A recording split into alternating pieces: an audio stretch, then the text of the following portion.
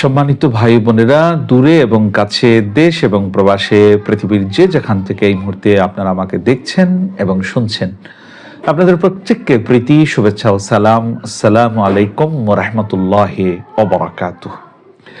সম্মানিত ভাই বোনেরা, ঘর বাড়ি, প্রাসাদ, ছাদ, বড় ঘর ইত্যাদি স্বপ্ন দেখা, এই স্বপ্নগুলোর ব্যাখ্যা সবিস্তারে আপনারা জানতে চলেছেন।